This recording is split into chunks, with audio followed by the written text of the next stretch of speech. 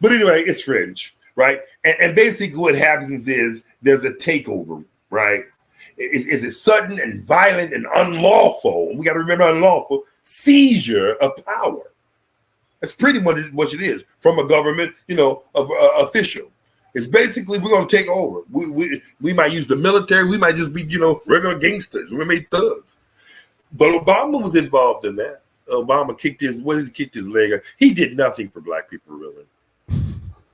See, this is what they usually do. They put little symbolism like this black woman married to a white man in the U.S. Supreme Court. You don't have one black family in the Supreme Court because they don't want you to see that type of image of a black family.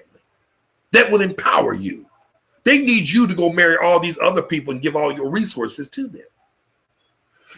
When they talk about, I was talking to you about interracial marriage. What people don't understand about that, it's not that humans can't marry other humans. It's about power and resources. It's about accumulating and withstanding and keeping those resources and empowering your group. That's what this is all about. And I don't know why people say, oh, it's a love. Shut up. You're so goddamn stupid. Marriage was never about love to begin with anyway. It was about a man who had a daughter, right? And he was getting old. And he says, when I die, I want my daughter to be taken care of. So he would go to another man and give a dowry, usually some money or whatever, and say, listen, will you promise to marry my daughter, take my daughter once I die, so you care for her? That's what marriage was about. It didn't have a damn thing to do with love. Then you had these stupid asses running around talking about, oh, it's love. I mean, Mama told me, Mama said? Mama said that's the dumbest reason to ever marry anybody. Love. She said to me, it's better to marry for money than love. Love is the dumbest thing to marry dumbest reason to marry anybody. Mama told you that? Yeah. But wait. Huh? How old was she when she told you this? I don't know. She's how old was you? 60s. I don't know. 60s. So. She said it was the dumbest thing. I had a lot of how old was you? I don't know, in my 30s, perhaps. Oh, for real? Oh. Yeah. And she was just telling me, don't you ever marry for love.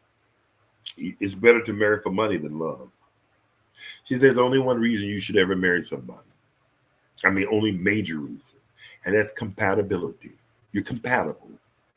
You don't got to love the person. You got more things in common. You respect each other. You communicate with each other. You know what I'm saying? You act as one. She was just saying, you don't even have to love the person, but you'll stay together. You'll grow to love the person and you'll stay together. And that's true. You will. The compatibility is the most important thing. Now, I'm not trying to get married because I am by myself, but the point is I might be in there. I don't know. But I'm just saying, the point is that you don't you don't do things like a contract. Marriage is a contract, right? I don't know if you know this or not. Marriage always has three people, especially in the United States. It always has three entities. The two people involved and the United States government. Mm-hmm. The U.S. tells you if you can get married, and it will tell you if you can get a divorce. You got to go to the government to get married, or they assume that it's okay to get married. Then if you want to get a divorce, you got to get permission from the United States government, usually a court. And he said, no, we decided to get it. No. It's not official until the government, the court said so. See, marriage is a contract. It's a contract, just like any other contract. Okay? And that's why people need to get this love shit out of it. Mm-hmm. Because that's why they're getting divorced. Because you're going around thinking you should marry somebody based on love. You're stupid. And your marriage is doomed. You better marry for compatibility, and that should be the only reason you're married. Now, so these Negroes going around, they want to interracial, because you got to remember, a lot of these Negroes, they're pleading to be with white people in their families. That's really what they want, is to be accepted. Okay, that's why they always cry. Oh, no, bigotry racism, that they didn't allow me in their little store and over there and in their little academy, and always whining.